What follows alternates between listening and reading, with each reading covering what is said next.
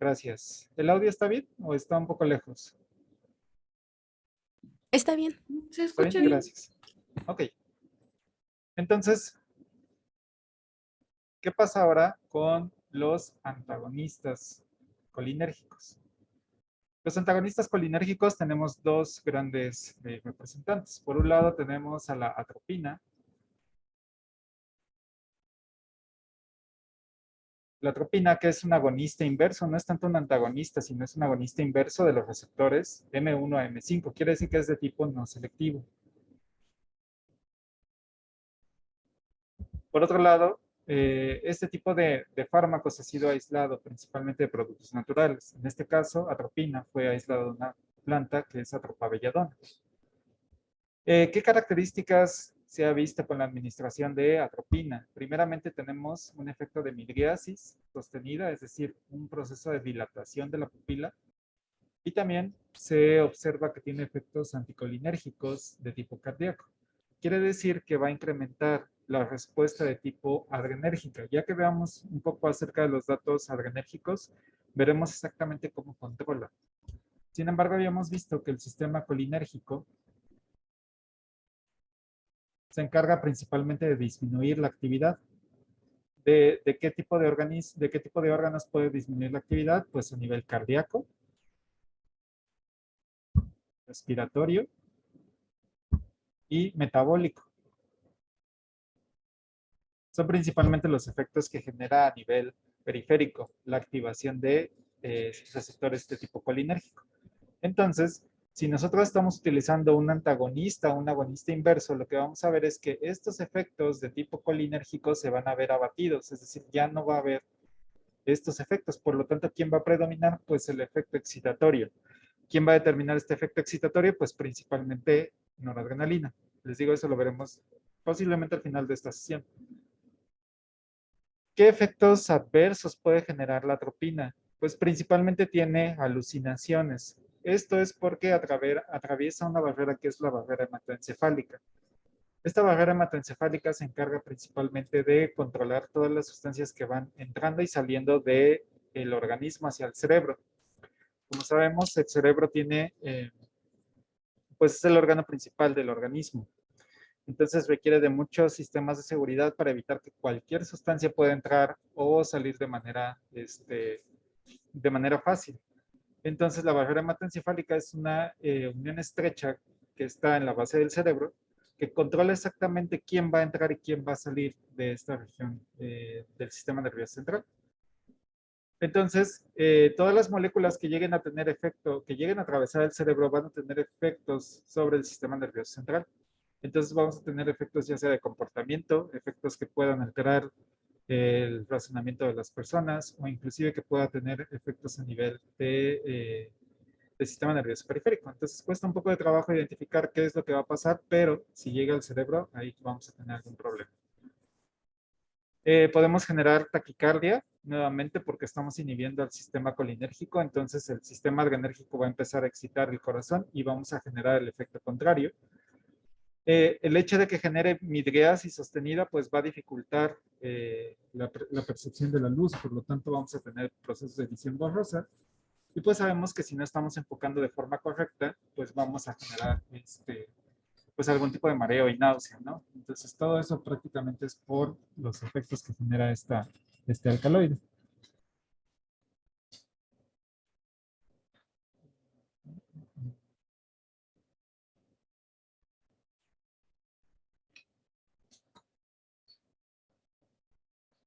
Ok, por otro lado tenemos a la escopolamina. La escopolamina es un antagonista de los receptores M1 a M5. Se ha reportado que tiene cierta selectividad sobre los receptores M1, sin embargo, podemos catalogarlo como un antagonista de tipo no selectivo. La diferencia entre la escopolamina y la atropina es que, nuevamente, tenemos este anillo biciclo que se llama anillo de tropano. Este anillo de tropano pues, se caracteriza por diferentes alcaloides que tienen efecto a nivel central. La diferencia entre la atropina y la escopolamina, como podemos ver, es la presencia de este anillo epóxido fusionado con el anillo de tropano. Prácticamente todo lo demás, la estructura es muy similar. De hecho, a este tipo de alcaloides se les llaman así, alcaloides tropánicos, porque tienen esta estructura muy característica. ¿Qué efectos va a generar pues va a tener espasmos gastrointestinales, va a ayudar también para relajar algunos espasmos biliares. Eh, También, por ejemplo, se utiliza para el tratamiento de mareos, sobre todo mareos por cinetosis, es decir, cuando ustedes se van moviendo, puede generar algún tipo de tratamiento para este efecto. Y también para tratamientos inflamatorios, principalmente inflamatorios oculares. Sin embargo, también se ha visto que el exceso de la administración de este fármaco puede generar boca seca, bradicardia, que se puede convertir en taquicardia, ahorita vamos a ver por qué, puede generar problemas de urticaria e inclusive comezón. Entonces, ¿cuál es, por ejemplo, de dónde se aísla este alcaloide escopolamina? Pues de otra planta llamada Datura ferox. Eh, Ustedes posiblemente hayan consumido escopolamina, pero principalmente la hayan consumido en forma de buscapina, cuyo principio activo de la buscapina es butil escopolamina.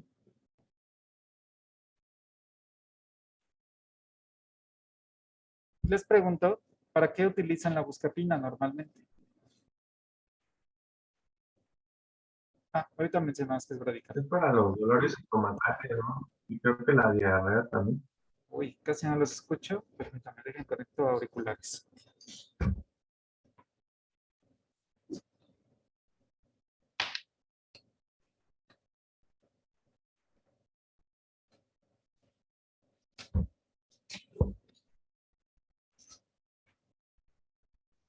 Listo, ahora sí. A ver, cuéntenme.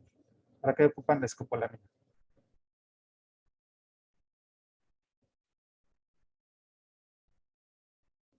Para espasmos estomacales, ¿no?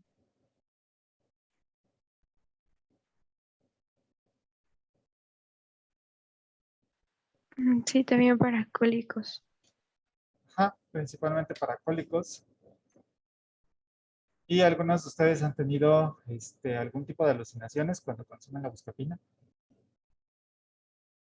Que yo sepa, no. No, realmente que no. Es muy difícil que alguien de ustedes tenga algún tipo de efectos a nivel central, ya sea que les afecte la memoria o que tengan efectos sobre generación de alucinaciones. Y esto tiene que ver con la estructura. La buscapina butilescopolamina es exactamente esta estructura, solamente que tiene un grupo butilo. Al tener aquí otro sustituyente, este amino se vuelve con carga positiva. Entonces, recuerdan que les mencioné que la barrera hematoencefálica se encarga principalmente de contrarrestar qué elementos van a entrar y salir. Pues una de las características que tiene es que si nosotros colocamos algún tipo de ion, ya sea positivo o negativo, la barrera hematoencefálica no va a permitir su entrada. Entonces, para el diseño de fármacos, si ustedes quieren evitar cualquier efecto sobre el sistema nervioso central, simplemente colóquenle algún tipo de carga. Y con eso ustedes van a prevenir todos los efectos que tengan sobre el cerebro y se van a enfocar solamente para tratamiento a nivel periférico. Y sí, exactamente, la buscapina solamente se utiliza para trastornos gastrointestinales, para cólicos, cuando tienen, por ejemplo, que han comido mucho y les cayó mal la comida, pueden tomar una buscapina para disminuir la tensión del intestino, favorecer el peristaltismo y que puedan evacuar de manera correcta. Y sobre todo, por ejemplo, en las chicas para cólicos menstruales se utiliza comúnmente, sobre todo durante el periodo de sangrado, 1, 2, 3 días, que es cuando se genera mucha tensión en los músculos pélvicos. Se puede ayudar un poco a distender estos músculos y parte de la presión que se genera en los nervios abdominales. Y eso alivia un poco el problema de los cólicos.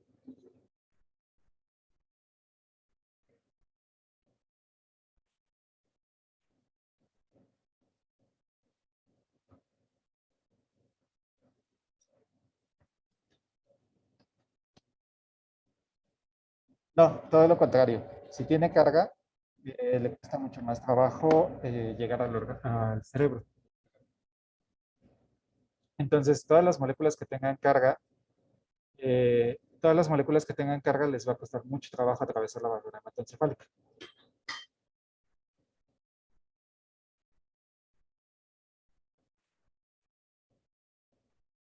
Ok, entonces, preguntaban a qué se refería bradicardia. Bradicardia significa que tenemos una disminución de la frecuencia cardíaca. Es decir, vamos a...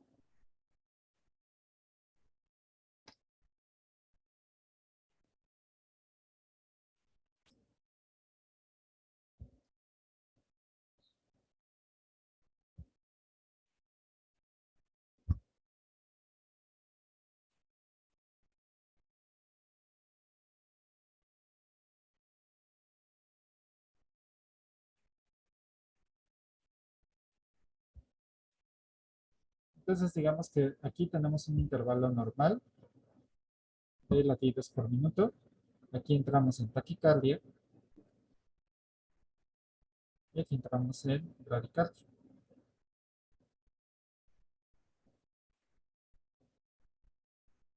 Entonces, mencionábamos aquí en la diapositiva que la mayoría de estos generaba taquicardia. Por ejemplo, atropina podía generar taquicardia, porque lo que normalmente ocurre rápidamente es que el sistema adrenérgico se encarga de incrementar la frecuencia cardíaca del corazón. Entonces, si nosotros dejáramos solamente al sistema adrenérgico trabajando, llevaríamos de un estado normal a un estado de taquicardia. Cuando, por ejemplo, podemos generar taquicardia de manera normal cuando hacemos un ejercicio, cuando tenemos algún tipo de sobreesfuerzo, inclusive liberación de tener una condición de estrés, puede incrementar los latidos por minuto. ¿Cuál es la característica de esta taquicardia? Que es reversible. Nosotros, por ejemplo, dejamos de hacer ejercicio, tomamos un periodo de reposo, o, por ejemplo, si tienen que exponer, pasa su evento estresante y regresan a su condición normal. Ese digamos que es una taquicardia normal, fisiológica, que no tiene ninguna consecuencia patológica. En el caso, por ejemplo, de bradicardia, quien va a estimular principalmente es el sistema colinérgico. El sistema colinérgico se encarga de disminuir la frecuencia cardíaca, aquí igual en el corazón. Entonces, ¿qué va a pasar? Si nosotros dejamos solamente a el sistema colinérgico que empiece a actuar, lo que vamos a observar es que el sistema va a intentar bajar, generando aquí una bradicardia. Cuando, por ejemplo, obtenemos un proceso de bradicardia normal, cuando estamos en reposo y cuando nos vamos a dormir. Generalmente cuando vamos a dormir, nuestro sistema se tranquiliza un poco más. Disminuimos frecuencia respiratoria, disminuimos presión arterial y disminuimos la frecuencia cardíaca. ¿Qué va a pasar? Que, pues, por ejemplo, después de esto, si nosotros pasa el tiempo, descansamos, podemos regresar a los valores normales. Pues digamos que normalmente se encargan de tener estos efectos. Por eso, si nosotros damos un antagonista, que en este caso es atropina, decimos que vamos a pensar, observar taquicardia. ¿Qué es lo que está haciendo? La, eh, la atropina, lo que está haciendo es antagonizando los receptores colinérgicos. Bueno, está generando un agonista inverso, pero en general está bloqueando este tipo de receptores, los colinérgicos. Entonces, ahora, ¿quién va a estar trabajando solamente? El sistema adrenérgico. Por lo tanto, vamos a empezar a observar principalmente efectos de taquicardia. Ahora, veamos que aquí menciona que la escopolamina primeramente genera bradicardia y después puede generar taquicardia. ¿Cómo podríamos explicar este proceso teniendo este sistema? Y explicando un poco más los receptores colinérgicos. ¿Cómo se les ocurre que pueda pasar eso?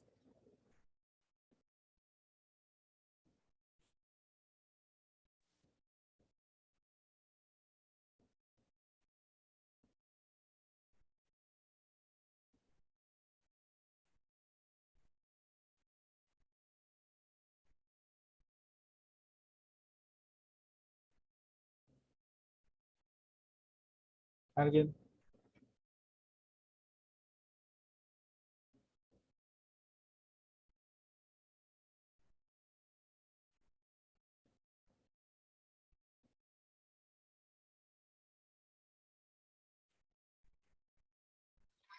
¿Puede repetir la pregunta, profe? Sí. Eh, en este caso, cuando administramos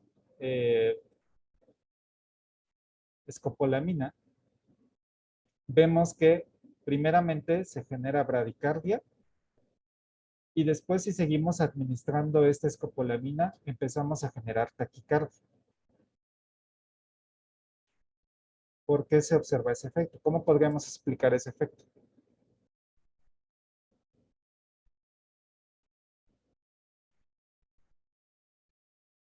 ¿Puedes volver a repetir, Carolina? A ver si ahora sí se escucha. ¿Ya me escuchan? Sí, perfecto, gracias. Ok, pues como en el caso de la atropina primero bloqueó a los colinérgicos, podría ser que la escopolamina bloquee primero a los receptores adrenérgicos Ok, bloqueo de adrenérgicos. y posteriormente bloquea a los colinérgicos.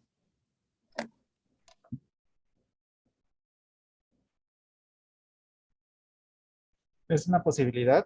Sin embargo, aquí se indica que es un antagonista solamente para los receptores colinérgicos. Es buena tu idea, sin embargo, en este caso sí se está indicando que solamente va a bloquear a los receptores colinérgicos. Pero puede ocurrir que una molécula sea no selectiva tanto para receptores colinérgicos y luego adrenérgicos y podamos ver estos dos elementos. Les voy a dar una pista más. Recordemos que como es un antagonista de tipo no selectivo, tenemos las dos familias colinérgicos, los M1, M1, M5, M3 y los M2. Primero que bloquee los M1 y después los M2. Ok, podría ser. ¿Puedes desplazar un poco más tu respuesta, Carolina?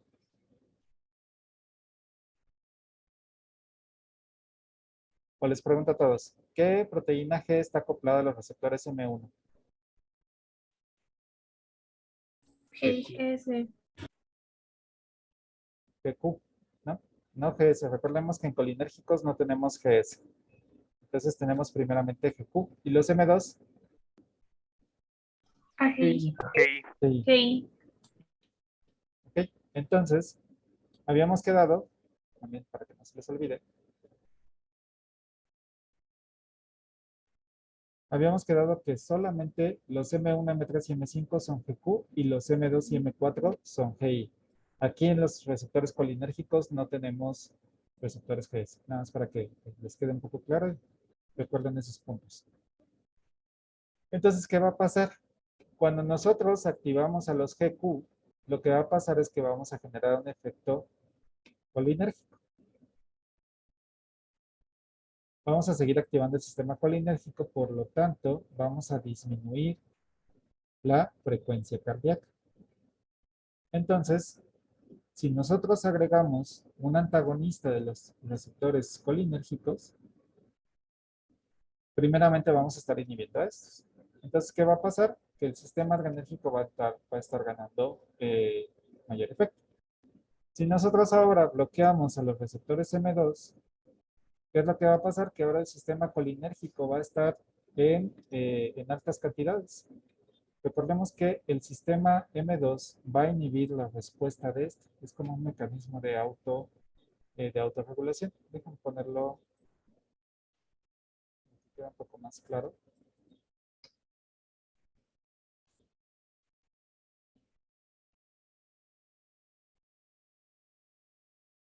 Recordemos que los M1 están acoplados a proteínas GQ.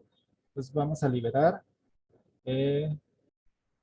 vamos a activar la fosfolipasa C y generamos diacilglicerol e inositol trifosfato. Este inositol trifosfato va a abrir canales de calcio y vamos a incrementar la concentración de este ion. Este ion lo que va a hacer es aumentar la frecuencia cardíaca. Digamos que lo vamos a ver más a detalle que veamos cardiovascular, pero ahorita quédense con esta idea. Por otro lado, tenemos a los M2. Los M2 están acoplados a proteínas GI. Entonces, dentro de los muchos efectos, habíamos visto que disminuimos adenilato ciclasa, AMP cíclico, que ahorita no lo estamos ocupando, pero de manera importante disminuimos el calcio y si tenemos la proteína G0, vamos a aumentar la concentración de potasio, ¿no? Entonces, ¿qué va a pasar? Si este me está diciendo, perdón, aquí vamos a ver qué dice.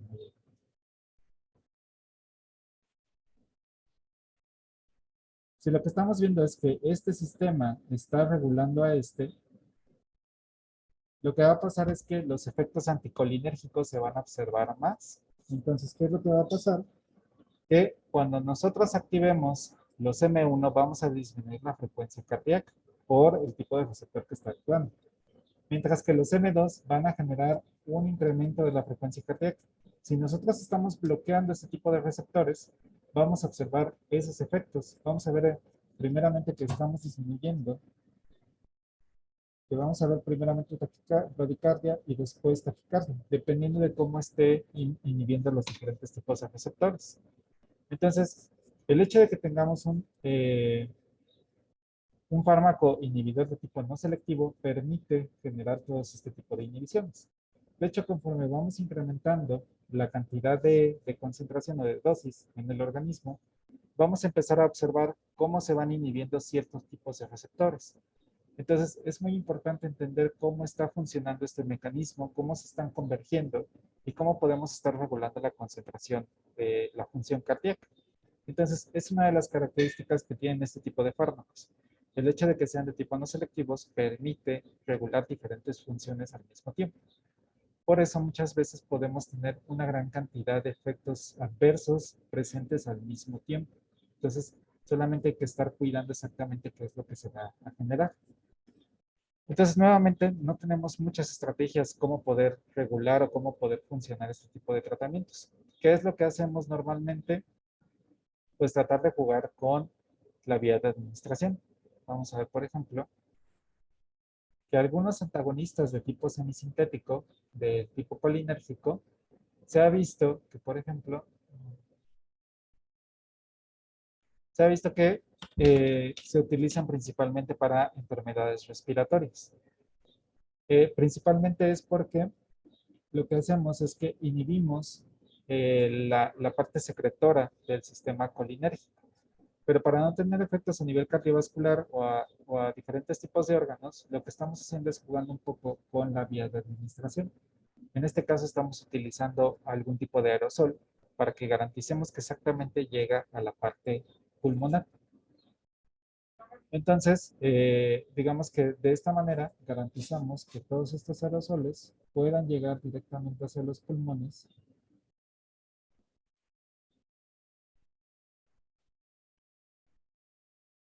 al tomar el aerosol, llega la cantidad del fármaco, mucho se va a metabolizar en la parte de la boca y solamente el 5% va a llegar directamente hacia los pulmones.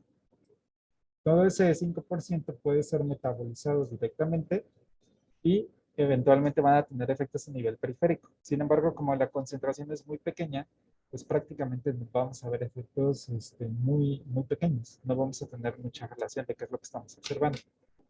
Entonces, aquí lo que estamos haciendo es para evitar efectos a nivel de otros sistemas, solamente lo administramos vía local a través de las vías respiratorias.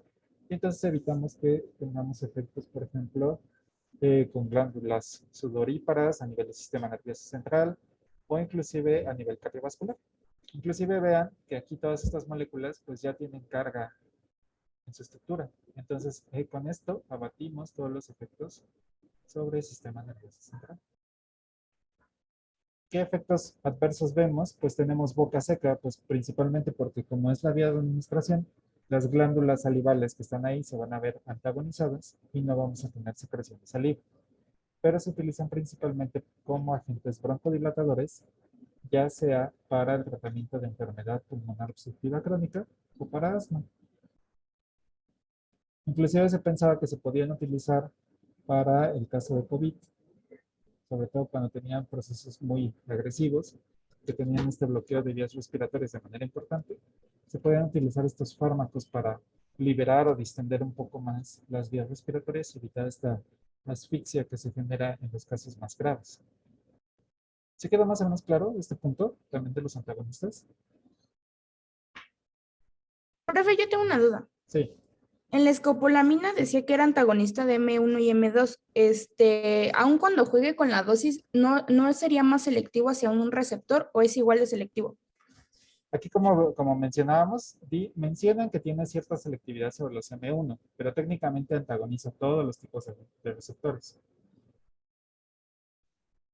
Entonces, sí se ha probado que tiene cierta selectividad sobre una y sobre otro tipo de receptor. Sin embargo, se ha clasificado como un antagonista de tipo no selectivo porque las afinidades son muy cercanas. Entonces, así como puede estar inhibiendo uno, puede inhibir al siguiente. Ok, gracias. Sí. El salbutamol entra como agonista de los receptores beta. Lo vamos a ver ahorita que entremos a ver este sistema adrenérgico. ¿Alguien más? ¿Alguna pregunta?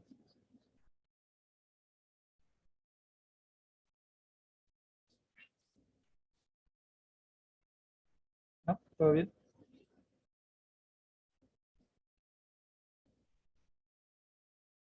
Ok. Entonces, nuevamente, solo tenemos estos dos efectos principales de los antagonistas colinérgicos, ya sea para el tratamiento de mareos, tratamiento gastrointestinal y para problemas respiratorios. En el caso, por ejemplo, del tratamiento gastrointestinal, se recomienda solamente una dosificación y prácticamente en un periodo muy pequeño, solo 2, 3 días que puedan utilizar este fármaco y después, que si no les funciona, que consulten a su médico o que intenten cambiarlo por otro tipo de analgésico. Entonces, nuevamente para evitar problemas cardiovasculares o problemas, por ejemplo, respiratorios. Muchas personas que toman algún tipo de butiliricina o buscapina pueden generar cierta taquicardia, pueden sentirse como un poquito ansiosos.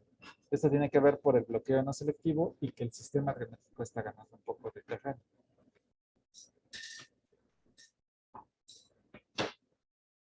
Muy bien, entonces vamos a ver otra familia de fármacos que están actuando, pero en otro nivel, que va a ser los inhibidores de la colinesterasa. Habíamos mencionado que la colinesterasa es la única enzima que se encarga de la degradación de la acetilcolina. Entonces, se buscó una estrategia que permita inhibir a esta enzima. ¿Para qué? Para que la acetilcolina aumente su tiempo de vida medio.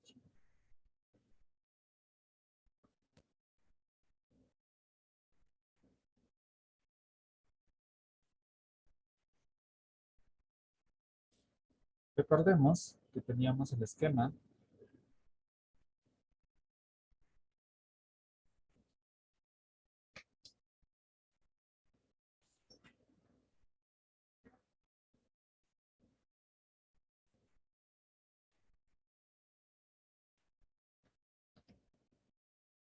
Teníamos este esquema. Entonces, veíamos que la acetilcolina se liberaba aquí en el espacio y tenía sus efectos ya sea a nivel presináptico, digo, postsináptico o a nivel presináptico. Entonces, mencionábamos que si nosotros inhibíamos esta enzima, lo que hacíamos es que esta acetilcolina podía continuar reaccionando con sus receptores, ya sea tanto de tipo excitatorio como de tipo inhibitorio. Entonces aumentábamos el efecto de este tipo de tratamientos.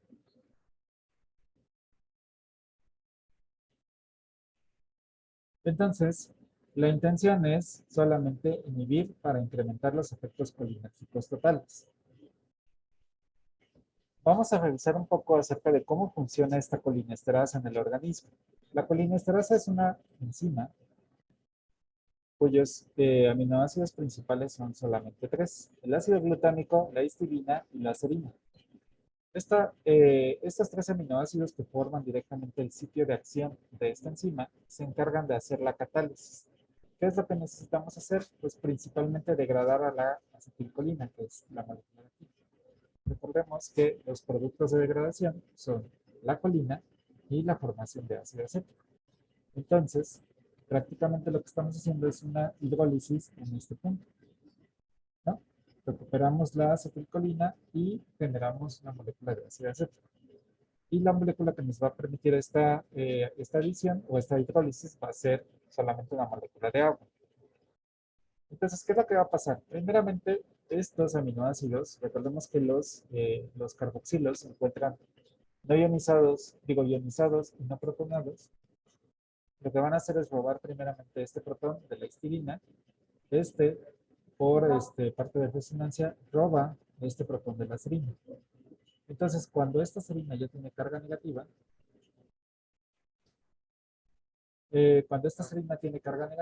lo que va a hacer es hacer un ataque nucleofílico directamente sobre el carbonil. Recordemos que este sube sus pares de electrones, los regresa y permite la salida de este grupo funcional. Posiblemente sus profesores de orgánica les digan que es un mal grupo saliente todo este complejo, y la verdad es que sí. Sin embargo, como estamos trabajando un sistema enzimático, aquí se puede hacer este tipo de reacciones con bastante precisión y sin necesidad de tanta energía.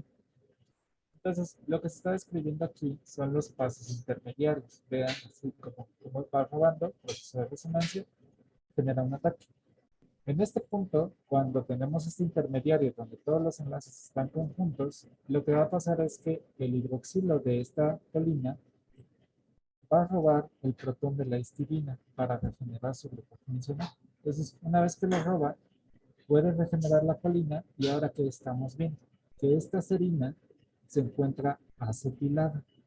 Entonces, cuando esta serina ya se encuentra acetilada, quiere decir que el sitio catalítico está ocupado y no puede volver a realizar esa acción. ¿Cuándo se va a liberar este sitio de acción? Cuando llegue una molécula de agua y podamos formar, se libere este acetato de la serina y podamos formar nuestro ácido acético.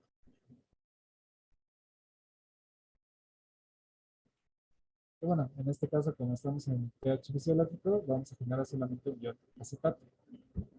Entonces vean que todo el proceso de reacción es de tipo consensado, es decir, es de tipo concéntrico. Es decir, solamente se va a realizar en un solo punto.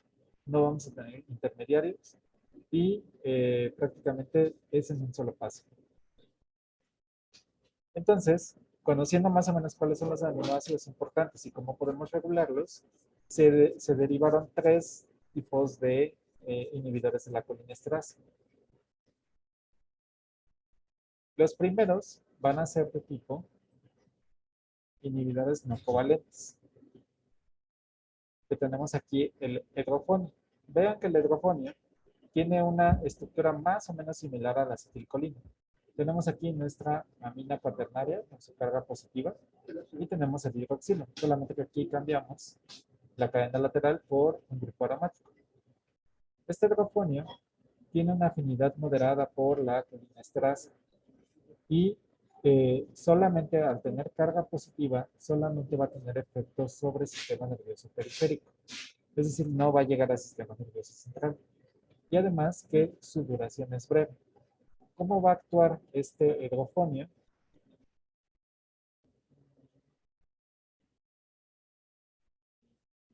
Lo que va a hacer el hidrofonio es que nuevamente tenemos aquí nuestra amina terciaria, tenemos aquí el grupo aromático, y lo que va a hacer es que va a estar estorbando, es decir, con esta interacción y con esta parte de los hidrógenos, va a empezar a estar robando los hidrógenos de estos residuos aminoácidos, dificultando así que el sitio catalítico pueda unirse directamente con la colina. Pues prácticamente está haciendo un poco de impedimento estérico, generando un distractor a la enzima para que intente robarle el grupo metilo. Sin embargo, como podemos ver, no tenemos algún tipo de sustituyente. Entonces no va a haber posibilidad de que se genere una modificación sobre el sitio catalítico. Solamente, como les digo, está estorbando, está ahí ocupando un espacio que no debería y evitando que sea muy eficiente la enzima. Por eso es que su duración es breve. Es decir, como nada más está estorbando, en el momento en que se libere, pues puede ya continuar la enzima haciendo su actividad. Tenemos otros, como es la taprina y el donepezil, que vean sus estructuras. No tenemos cargas en ninguna de estas estructuras. Por lo tanto, estas sí van a tener actividad sobre el sistema nervioso central, porque tienen tanto características polares como no polares y pueden atravesar la barrera hematoencefálica. Entonces, estos tratamientos sí pueden llegar directamente al cerebro. Y también tienen mucho mayor afinidad sobre la colinesterasa. Lo que se ha descrito de este tipo de moléculas es que, como son de volumen más grande, pueden saturar todos los receptores, todos los aminoácidos del sitio de ocupación. Es decir, ellos se pueden generar una carga densa en este punto, evitando que realmente estos aminoácidos puedan generar su actividad catalítica. Entonces, lo que se ha visto es que nada más tiene un efecto un poco mayor o por su tamaño, cubren un poco más del área del ciclo catalítico.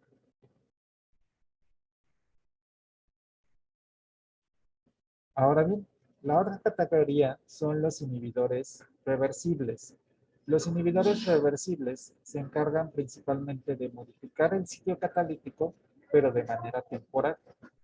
En este sentido tenemos a la isostigmina y la piridostigmina. Vean su característica. Tenemos aquí nuestro grupo éster y tenemos aquí un amino junto con un metil en ambas estructuras. ¿Qué es lo que va a pasar, por ejemplo, con la neostigmina, que es el principal o del cual se partió? Vean que tenemos una estructura, tenemos aquí nuestra amina cuaternaria y tenemos un grupo que puede ser fácilmente robado por la serina. Entonces, ¿qué es lo que va a pasar? La neostigmina se une y sí logra engañar a la colinesterasa, permitiendo que pueda estar modificada este grupo serina con este enlace tipo amido. Entonces vean que esta molécula que está aquí es realmente la que le robó de la neostigmina. Y vean que se pudo recuperar con su forma hidroxilo, como si fuera un derivado de colina. Lo mismo ocurre con la piridostigmina. Podemos engañar a esta molécula para que robe este grupo funcional con esta amina bimetilada o con esta amina monometilada. Entonces vean que ya estamos alterando directamente el sitio catalítico. Sin embargo, pues este elemento puede ser fácilmente eliminado con una molécula de agua, porque llega realmente y podemos regenerar la serina y liberar nuestra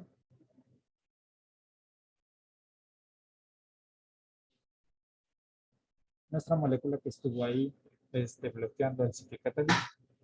Entonces, estos se siguen utilizando sobre todo como de manera prolongada. Se llega a utilizar, por ejemplo, para en algunos procesos quirúrgicos que necesitan generar algún tipo de parálisis a nivel intraperitoneal, para cirugías de intestino, de estómago, que no quieren que el peristaltismo se encuentre tan apagado, se pueden utilizar este tipo de tratamientos.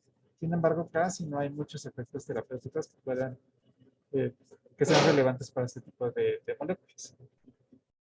¿Hasta aquí vamos todo bien?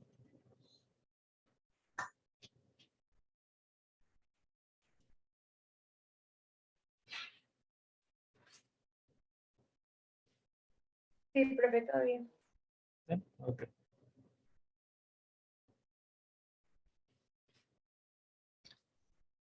Bien, sin embargo, tenemos la última categoría.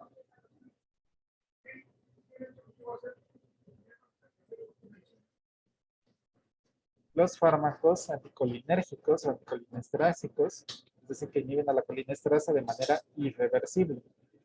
En esta familia tenemos los denominados fármacos organofosforados.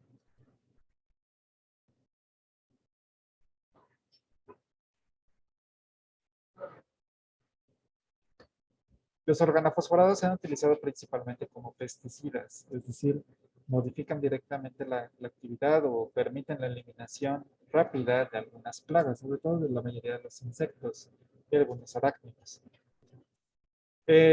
Estos organofosforados tuvieron su descubrimiento importante o su actividad importante en la Segunda Guerra Mundial. Fueron los primeros derivados del gas mostaza que vieron que generaba cierta parálisis en el organismo. Luego fueron explorando un poco más cómo podían utilizarlos en las guerras químicas y eventualmente se quedaron principalmente como moléculas para la parte de la agricultura. Uno de los principales mecanismos que se ha visto, por ejemplo, es que estas moléculas, al ser metabolizadas, se vuelven un poco más activas, como es el caso del paroxón, que es esta molécula aquí. Cuando es metabolizada, generamos el metabolito activo, que es el paratión. Entonces se ha visto que nuestro metabolismo aumenta o potencia su actividad farmacológica.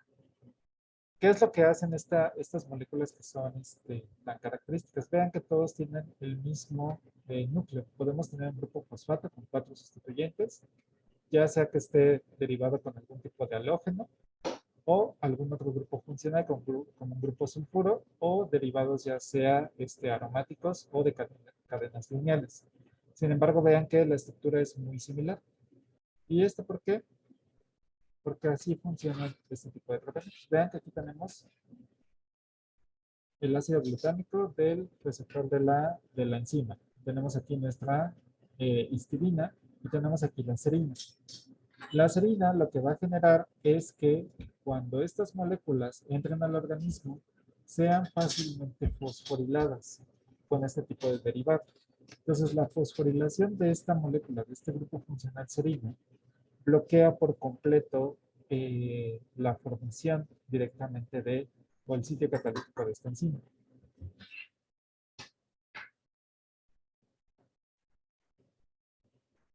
Entonces, ¿qué es lo que va a pasar? Que al estar bloqueando este sitio catalítico, no vamos a tener la posibilidad de regenerarlo, porque este enlace, para ser eliminado, requiere alta energía. Energía que no puede ser provista por parte de la enzima ni por algún tipo de coactivador. Entonces, ¿qué es lo que va a pasar? ¿Cuándo se va a regenerar este proceso? Cuando la enzima sea degradada. Quiere decir que una vez que nosotros ya degrademos la enzima, vamos a tener por completo la reestructuración de este sitio catalítico. Entonces, para eso necesitamos que nuestra enzima, vamos a poner aquí la enzima, pase directamente al proteasoma para recuperar los aminoácidos que conforman y mandar nuevamente la señal al retículo endoplásmico para que nuevamente se haga la síntesis de proteína. Entonces vean que todo este proceso toma mucho tiempo.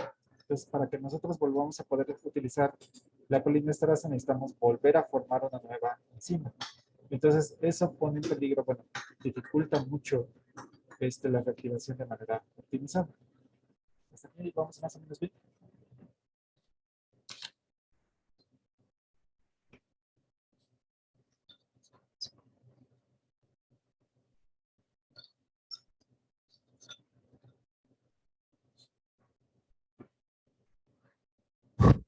Sí, ¿no? Más o menos, ya se durmieron, ya les aburrió la clase o están fastidiados. No, profe, todo bien. Vamos bien, profe. Ok. Ok, me piden que vuelva a explicar lo de los inhibidores reversibles. Los inhibidores reversibles, recordemos que aquí en el sitio funcional, vamos a dejar esto.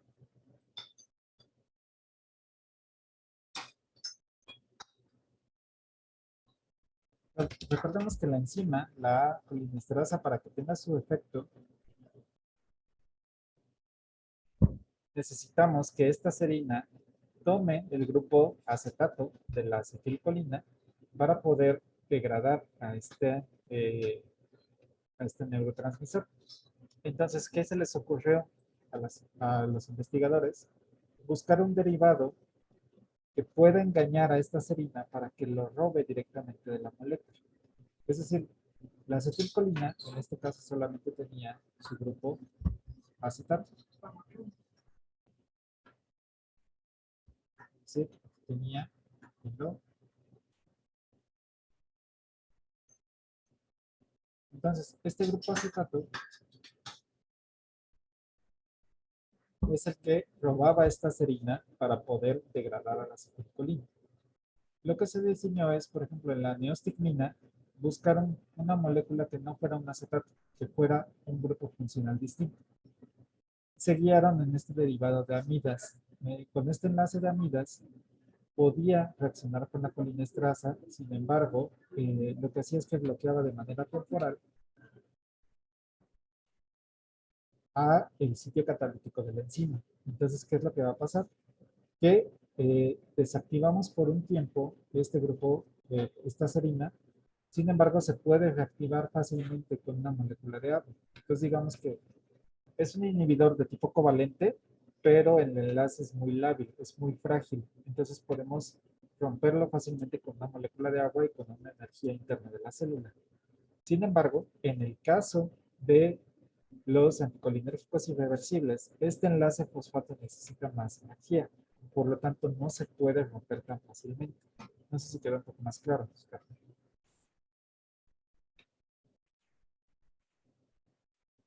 Ok.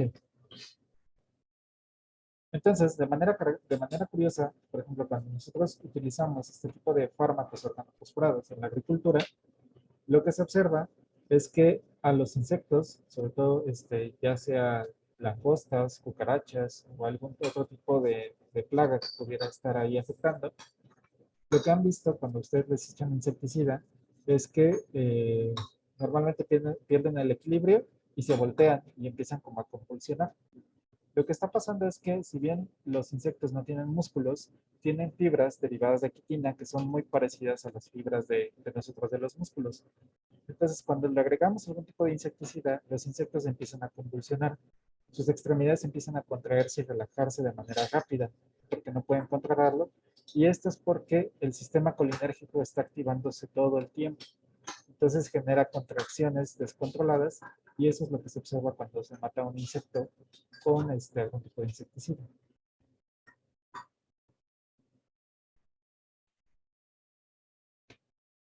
Ok, a ver, tenemos otra pregunta. ¿Te refieres a comparación de los organofosforados con los inhibidores de pistostectina? Ah, ok.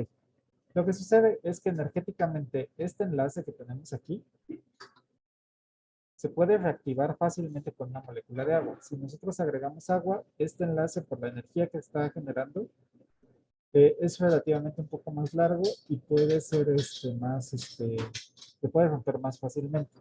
Entonces, este enlace, digamos que tiene una energía baja. Entonces, ¿qué ocurre? Con el grupo fosfato, como este puede entrar en resonancia fácilmente por aquí y estar resonando en todos los diferentes moléculas del grupo fosfato, genera un enlace mucho más estable. Entonces, este enlace no se puede romper tan fácilmente. Necesitamos, por ejemplo, alguna enzima que sea fosfatasa para que pueda romper directamente este enlace. Sin embargo, en esta pequeña cavidad de la enzima no puede entrar esa enzima fosfatasa y no puede hidrolizar fácilmente el enlace. Ok, ¿Sí ok. más o menos quedó claro, Paulina? Sí, mucho más claro, profe. Okay. Gracias. Sí, vean, bueno, aquí está resumido el enlace, pero recordemos que el fósforo puede tener aquí sus dobles enlaces. Y entonces lo que ocurre es que este empieza a resonar con su propia molécula, empieza a resonar en todo esto, y esto genera que genere mucho más estabilidad, a que en este caso el enlace de resonancia solamente puede estar entrando en este punto. Entonces solamente la energía se va a desplazar para este lado, va a ser parcialmente negativo, y entonces va a ser mucho más fácil que toda esa energía retraiga ese grupo saliente y este enlace sea mucho más frágil.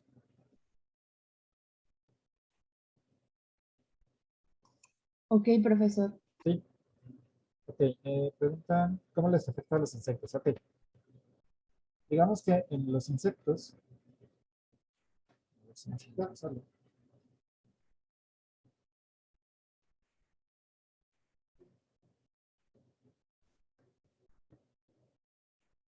insectos, sus extremidades son básicamente a base de quitina. Esta quitina, que también se utiliza, bueno, que lo tenemos nosotros en la uña y algunos organismos con exoesqueleto, digamos que esta quitina es un microfilamento que puede tener actividades parecidas a las fibras de actina de nuestros músculos. De igual manera, los insectos tienen su sistema nervioso central en esta parte y Prácticamente el sistema nervioso central se encarga de controlar todo el organismo, no lo tienen tan definido como nosotros, que tenemos diferentes estructuras. Prácticamente su cerebro controla tanto sus instintos como sus movimientos. Entonces, al nosotros adicionar un insecticida, lo que pasa es que estamos bloqueando, bueno, más bien estamos bloqueando la colinesterasa y el sistema colinérgico está trabajando al 100%. Entonces, ¿qué va a pasar? El sistema colinérgico se encarga de controlar los procesos de contracción y relajación de sus extremidades. Al estar activándose todo el tiempo, no puede controlar exactamente los movimientos. Entonces, ¿qué pasa? Que eventualmente, tanto el sistema nervioso central, o sea, la parte que controla los movimientos, se altera. ¿Y qué es lo que genera? Que este insecto brinque y empiece como a convulsionar. Entonces, empieza a descontrolarse por completo y es cuando se ve que pareciera que se está convulsionando, pareciera que sus extremidades se están contrayendo y relajando de manera rápida. Es por una sobredosis, por así decirlo, de acetilcolina.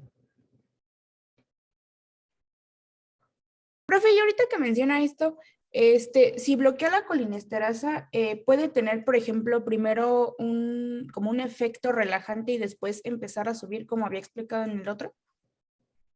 Puede ocurrir en algunos casos, de hecho, como es un bloqueo generalizado, tenemos tanto excitación como inhibición del sistema colinérgico de manera constante. Sin embargo, los mecanismos de rescate o que pueden contrarrestar esta actividad no se encuentran presentes. Y entonces, digamos que generamos un desequilibrio a nivel general. Digamos que todo esto está ocurriendo al mismo tiempo, tanto disminución como activación, por eso primero se confunden, como que quedan así desconcertados, si es que lo han visto a detalle, y después como que empiezan a acelerarse y después ya se voltean y empiezan a como a convulsionar. Todo ese proceso tan rápido, están viendo los efectos tanto de desconcertación, luego excitación y luego nuevamente activación de ambos sistemas al mismo tiempo. Gracias.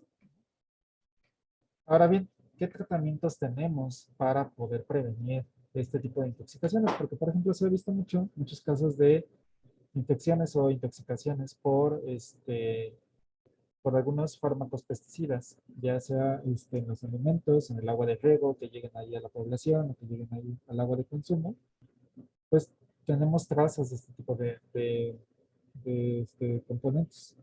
¿Cómo podemos contrarrestarlos si nosotros notamos que tenemos un tipo de efecto? Pues el principal tratamiento es utilizar atropina.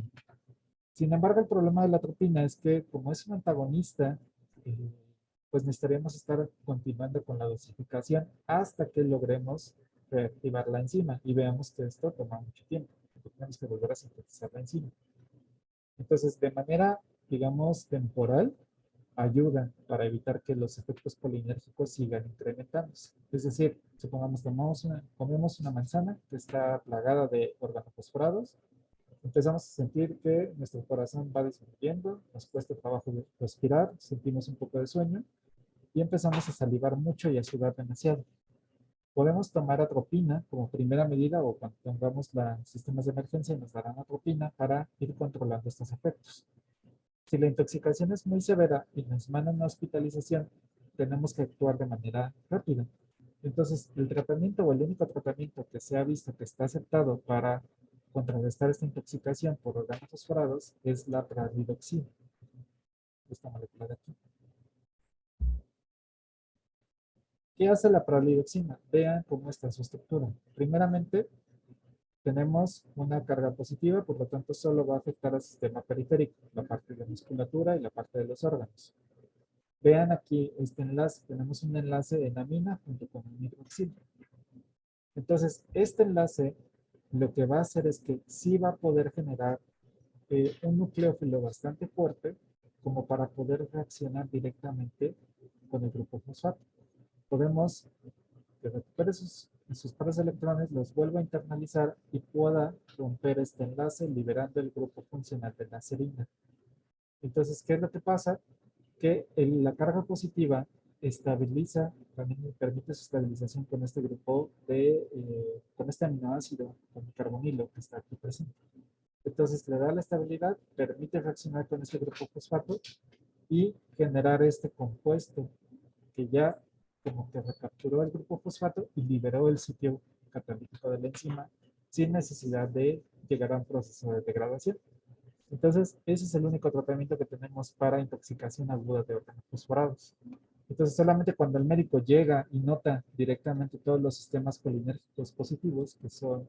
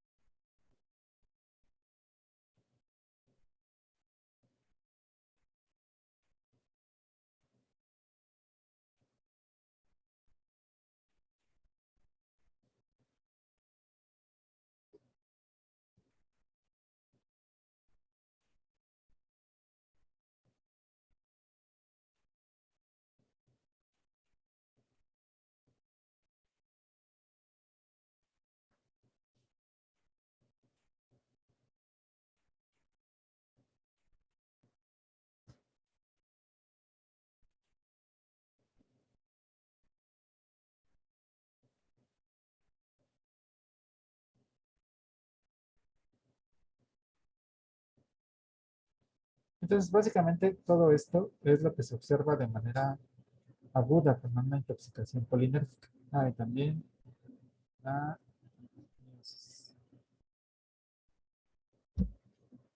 Entonces, lo que estamos viendo es que la acetilcolina está actuando sobre todo el organismo y está generando efectos donde pueda. Frecuencia cardíaca y presión arterial directamente en corazón, frecuencia respiratoria en la parte de los pulmones, hígado, páncreas y riñón van a disminuir su metabolismo. Vamos a tener rigidez abdominal y falla en la coordinación motriz, porque va a afectar directamente los procesos de contracción y relajación, tanto de músculo liso como de músculo esquelético. Sabemos que la acetilcolina es una de las principales neurotransmisores que se encargan de la secreción de fluidos, llámese saliva, orina y parte de sudoración. Entonces todos esos fluidos se van a ver incrementados. Y también a nivel ocular lo que va a hacer es una contracción de la pupila.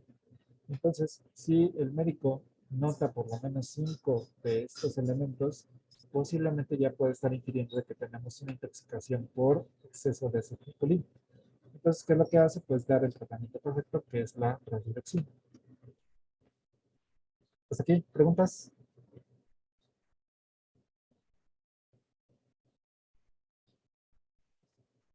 ¿No? Bueno, entonces vamos a terminar de ver el sistema colinérgico con la parte de sistema somático. Que exactamente vamos a ver acerca de las motoneuronas que inervan al músculo esquelético. Recordemos que aquí todo lo que es músculo esquelético, todo lo que controlamos está solamente inervado por acetilcolina. No hay otro tipo de neurotransmisores, por lo menos en la parte de la musculatura. Ya en la percepción de sensaciones y eso, sí hay otros neurotransmisores, pero solamente en la parte efectora, la que controlamos, solamente es acetilcolina. Entonces, ¿cómo ocurre este proceso? Recordemos que teníamos dos tipos de receptores nicotínicos, aquellos que se encuentran en la parte del músculo y aquellos que se encuentran en la parte de las neuronas.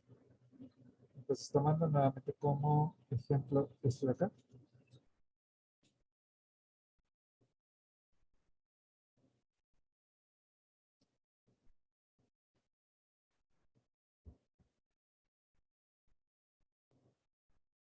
tenemos la médula espinal, tenemos la parte de la motoneurona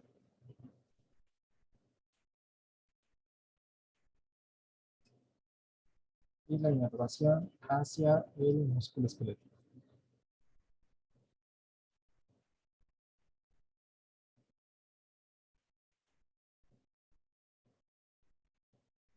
Recordemos que esta motoneurona tiene su capa de mielina.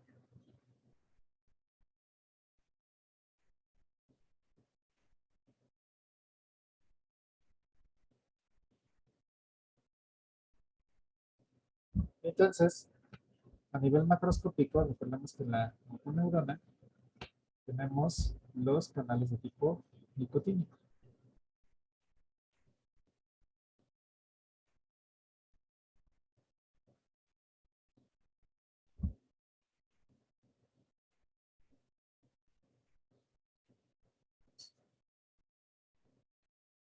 Estos canales nicotínicos recordamos que son catiónicos.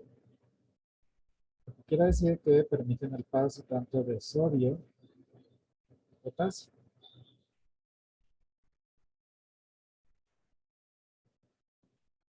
Entonces aquí el mecanismo de contracción es un poco raro porque, por ejemplo, si nosotros queremos generar una despolarización, lo que va a favorecer es la entrada de iones sodio a la neurona para que este sodio empiece a incrementar su corriente eléctrica y empiece a activar a los canales vecinos por el aumento del voltaje, activándolos y permitiendo que entre más sodio. Y así sucesivamente. Tenemos sodio aquí, despolarizamos este receptor y permitimos la entrada constantemente.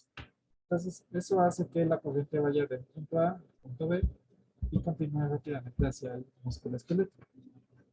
Entonces, hasta ahí vamos a poder generar un efecto de contracción. ¿Qué pasa cuando ya no queremos generar este proceso? Pues simplemente se manda la señal de empezar a hiperpolarizar y ahora se va a cambiar la polaridad, la propiedad de permeabilidad. Entonces vamos a empezar a generar un incremento en la salida de potasio, disminuyendo la corriente eléctrica.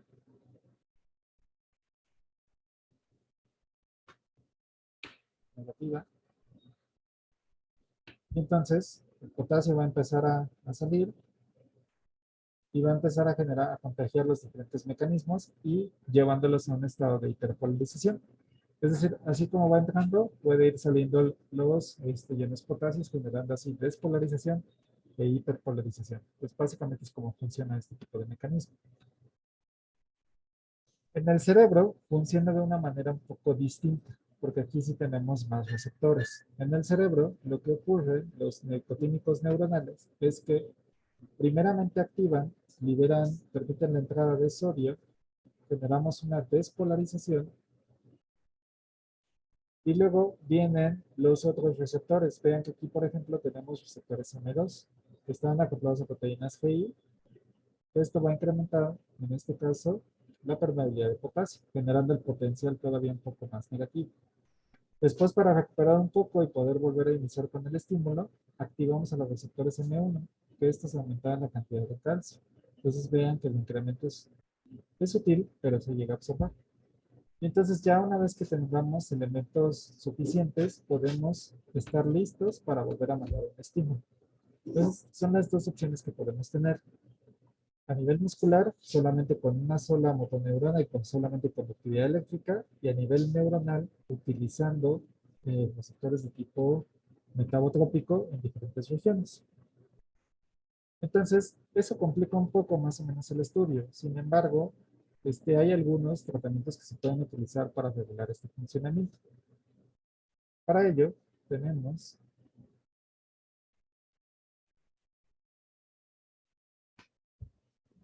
diferentes bloqueadores neuromusculares. Tenemos los bloqueadores neuromusculares despolarizantes y tenemos también bloqueadores musculares no despolarizantes. Vamos a hablar primeramente de los más sencillos, que son los bloqueadores no despolarizantes. Entonces tenemos los despolarizantes.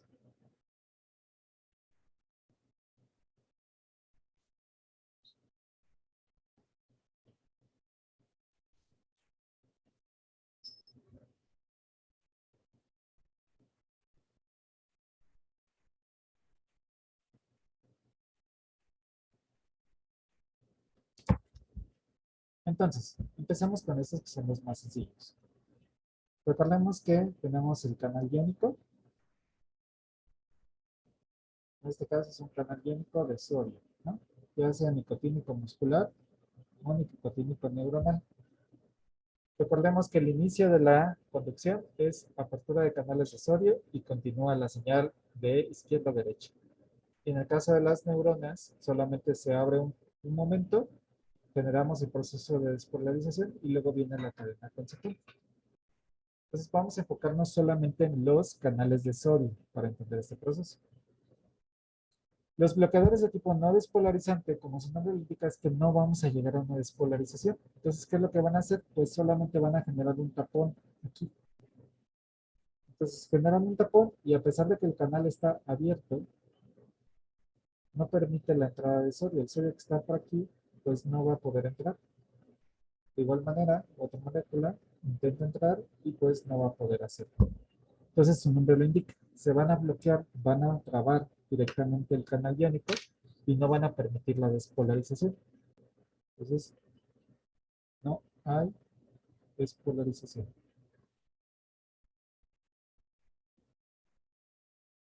Bloqueo de canal.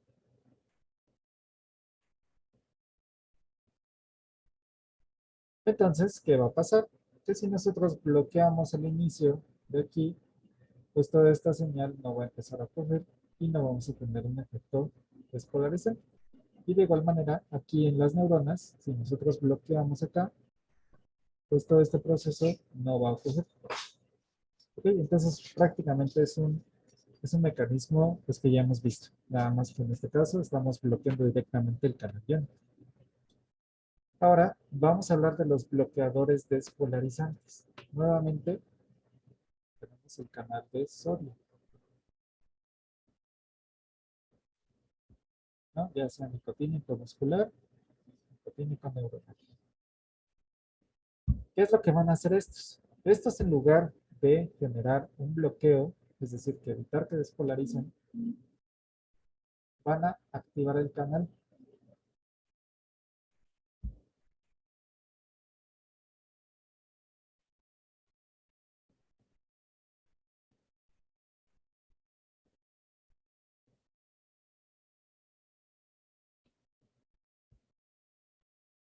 Van a activar el canal en repetidas ocasiones y con una alta afinidad. Es decir, lo van a estimular mucho. Entonces, ¿qué es lo que va a pasar?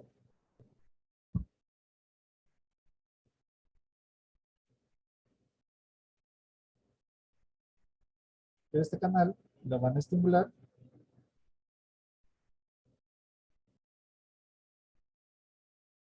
va a entrar mucho sodio y vamos a generar una despolarización muy grande. Supongamos que de manera normal la despolarización es como de este nivel.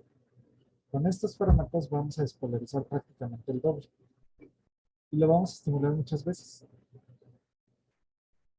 Entonces, ¿qué va a pasar? En este momento está súper excitado. Después, ¿qué va a ocurrir? Va a entrar en un estado de aquifilaxia.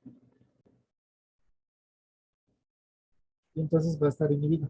Entonces aquí recordemos que está en el estado, en el periodo refractario. Recuerden, es cuando ya llegamos a la final del semestre y que ya no queremos trabajar más. Eso mismo le pasa al canal. Lo estimularon demasiado, que ya después entró en un estado de huelga. Y entonces puede, después de un tiempo, volver a reactivarse. Sin embargo, si nosotros continuamos con esto, podemos volver a estimularlo y después mandarlo a un bloqueo, a un estado refractario. Entonces, así funcionan los bloqueadores despolarizantes. Saturan, cansan demasiado al receptor y después el tiempo que está en refractario es el que se considera como un estado no funcional. ¿Para qué se utilizan estos dos fármacos, ya sea los despolarizantes y los no despolarizantes? Principalmente bueno, anteriormente se utilizaban en la casa para paralizar a a sus víctimas, ya sea a nivel de guerra, se utilizaban en los puntos de flecha o inclusive en las diferentes lanzas, se colocaban, se llegaba al interior del organismo, generaba cierta parálisis en el músculo esquelético y ya no podía continuar la otra persona. O si se utilizaba para caza, pues simplemente para bloquear o anestesiar a la presa. Entonces, eso se utilizaba anteriormente. ¿Para qué se utiliza actualmente en días actuales? Principalmente para cirugías, sobre todo aquellas cirugías que tengan que ver con músculos esqueléticos y quieren hacer una remoción de un músculo infartado, o por ejemplo problemas de peristaltismo que quieran tranquilizar un poco el movimiento intestinal, se pueden utilizar estos. Inclusive los bloqueadores despolarizantes se utilizan hoy en día como fármacos anestésicos. ¿Cuál es la característica de estos? Que como pueden ver, pues en este punto tenemos un estado de excitación. Quiere decir que cuando les administran un fármaco, un bloqueador despolarizante, les va a dar muchísimo dolor, un dolor prácticamente insoportable por muy poco tiempo, y después se va a venir el proceso de anestesia. Entonces, lo que hacen normalmente para evitar este tipo de problemas es dar un anestésico local antes, después dan el bloqueador despolarizante para bloquear la fibra muscular, y ya después se puede cambiar a un bloqueador de tipo no despolarizante. ¿Cuál es la característica de estos dos? Los no despolarizantes, dependiendo de la afinidad que tengan por el canal, pueden ser por mucho tiempo, duran más tiempo. Mientras que los despolarizantes, su periodo de actividad es muy pequeño, solamente en lo que está el periodo refractario. Por lo tanto, hay que dar o dosis repetidas o solamente se utilizan para algo que se llama inducción de la anestesia. Es decir, si la fibra no está, no, por más que recibe otros anestésicos, sigue trabajando, se da un bloqueador despolarizante para cansarla. Una vez que ya está en periodo refractario, se puede dar otro tipo de anestésico para contrarrestar su función. ¿Hasta aquí quedó más o menos claro todo este proceso? Sí, profe. Ok, entonces, ¿qué ejemplos tenemos? La succinilcolina es un bloqueador de tipo despolarizante. Vean que, por ejemplo, aquí es muy parecido a la acetilcolina. Entonces vean que pues esto eventualmente va a funcionar como un agonista, como un buen agonista. Entonces va a despolarizar demasiado al canal y después lo va a saturar. De igual manera el decametonio. Vean que el sitio catalítico que habíamos estado mencionando de la acetilcolina, que es amina cuaternaria, sigue estando presente en los dos elementos. Se ha visto que también la tubofuranina y el otracurio, que se utilizaban principalmente para la caza, eh, lo que hacen estos es que son agonistas competitivos de una parte de la isoforma del canal, que es la benzoisoquinolina. Entonces, lo que hacen es nuevamente unirse al canal, activarlo y empezar a generar un proceso de despolarización agresivo. Eh,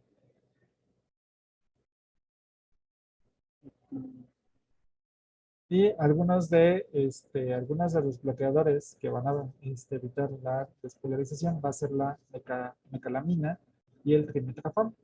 Entonces, la mayoría de estos, pues solamente es evitar que el canal se active y evitar que tengamos algún tipo de efecto fisiológico. Entonces, son solamente los tratamientos que se han utilizado actualmente. La mecalamina y el trimetrafam, y actualmente se utiliza un poco la succinilcolina y la tubofuranina como principales agentes bloqueadores. ¿Cuál es una de las desventajas? Que el atracurio y la tubofuranina, si no se tiene mucho cuidado, puede generar algún tipo de afección letal. Entonces se utilizan en bajas concentraciones y se está monitoreando. Se utilizan sobre todo como emergencia y cuando el proceso tiene que ver mucho con algún tipo de cirugía gastrointestinal. Entonces, sí se siguen utilizando, solamente que son para cirugías muy particulares. ¿Preguntas? Profe, entonces ay, no, los de no despolarizantes son para que no se active el canal. Ajá. Los no Ah, ok. despolarizantes solo bloquean y evitan que este canal despolarice. Gracias, profe. Profesor, perdón, ¿y de esos no alcancé a escuchar los ejemplos? Sí, de los no despolarizantes son, por ejemplo, la mecalamina y el trimetrafam. Son principalmente los que se utilizan para bloquear la activación del canal iónico. Gracias. Profesor, ¿sí? entonces los bloqueadores despolarizantes como tal, o sea, más que bloquear, hacen que en algún punto se inactive. Ajá, exactamente. O sea, activan lo más que se puede el canal.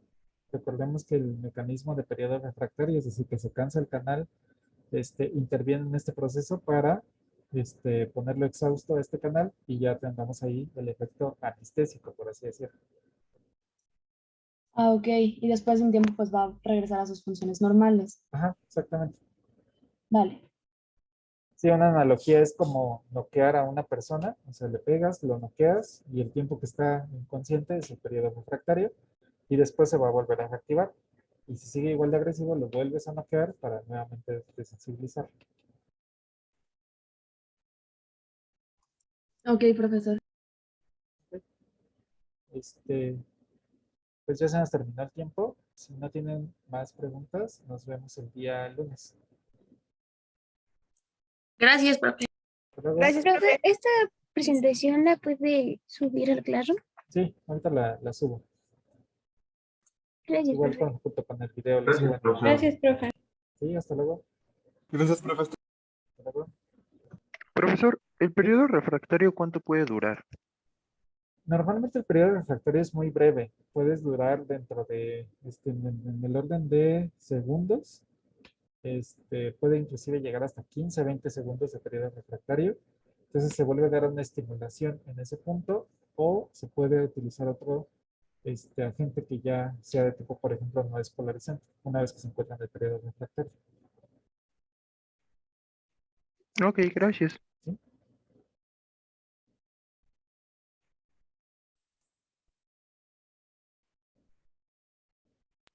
Hasta luego. Hasta luego.